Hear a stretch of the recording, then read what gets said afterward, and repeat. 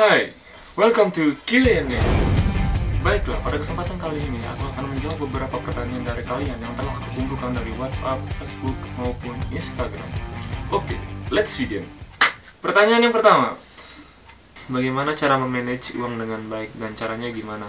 Memanage uang dengan baik itu adalah dahulukan kebutuhan ketimbang keinginan. Jika kebutuhan kamu sudah terpenuhi, maka keinginan kamu bisa lakukan. Tapi jika kamu mendahulukan keinginan, kebutuhan belum, keuangan kamu akan berantakan.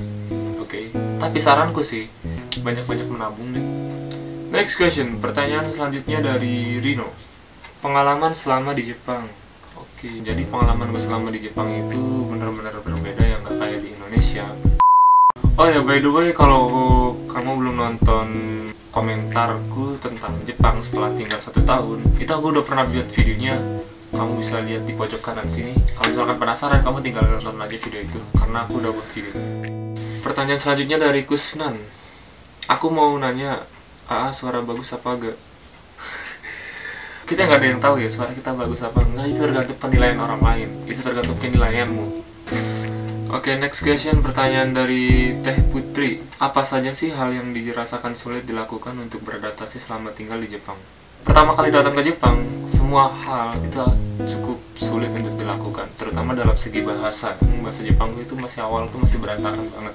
Kemudian dalam segi pekerjaan, karena jujur baru pertama kali setelah lulus dari sekolah SMK aku langsung kerja tuh di Jepang.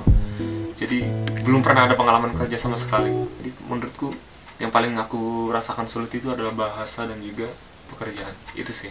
Pertanyaan berikutnya dari Ferdian. Wis ngising durung.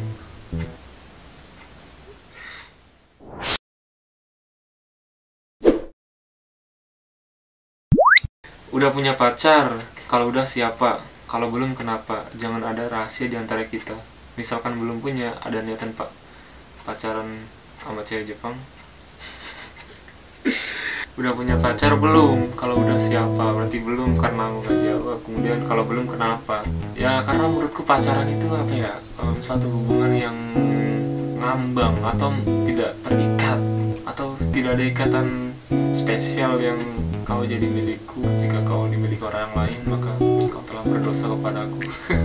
Tapi karena pacar itu mending nikah deh daripada pacaran. Tapi misalkan belum punya, ada niatan pacaran sama cewek Jepang, aku nggak ada niatan pacaran sama cewek Jepang. Udah, lanjut. Pertanyaan selanjutnya dari Yunita 16. Suka baca novel? Kalau iya, udah pernah baca novel apa aja? Aku dulu ya zaman SMK itu pernah suka baca novel, tapi nggak suka banget. Cuman aku pernah baca novelnya tebelnya segini, cukup tebel kali.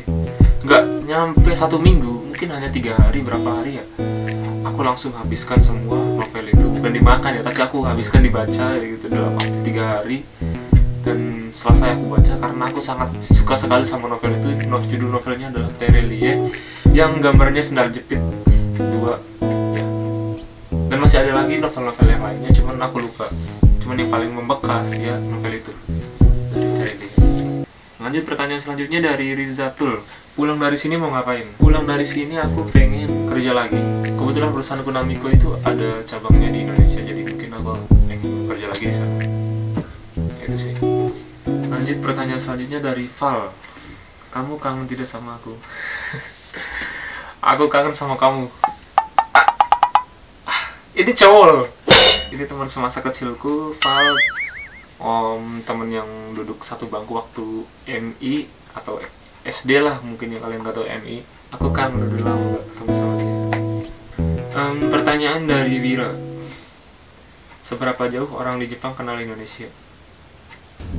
あんたはインドネシアのことを知りますか？全然知らないんだけど。アメリカどうですか？アメリカも来られないで。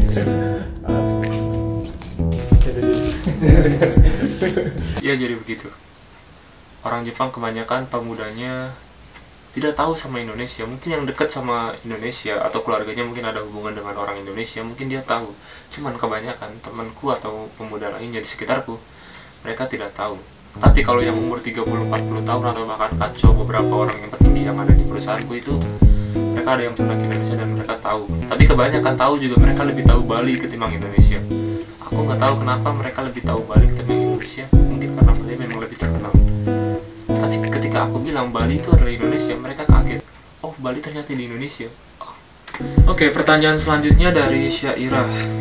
Mau nanya, kultur shock pas pertama kali ke Jepang yang aneh banget gitu bagi orang Indo mah. Kalau aku sendiri sih ini ya, pas waktu nyobain toilet di Jepang. Jadi dia gimana ya ngejelasinnya? Toiletnya tuh canggih banget. Jadi dia tuh bakal ngeluarin air dari bawah toilet. Itu rasanya pokoknya aneh banget. Awalnya kaget, kayak geli gimana gitu. Jadi kalau misalkan ya pokoknya gitulah, kaget aja gitu pertama kali gitu. Jadi kita nggak usah Pertanyaan selanjutnya dari Tita. Aku mau nanya, katanya dari kecil sampai sekolah dan dewasa pendidikan dan peraturan di Jepang menjaga ketat untuk bentuk ideal berat badan. Bener nggak? Soalnya nggak pernah lihat orang Jepang gemuk vela.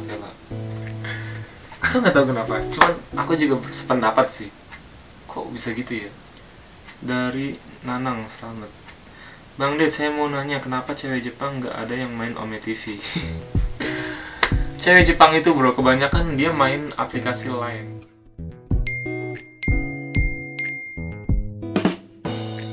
Oke guys, mungkin itu saja beberapa pertanyaan yang telah aku jawab. Terima kasih semuanya. Sampai jumpa di video selanjutnya. Saya Dede Hartono and see you next time.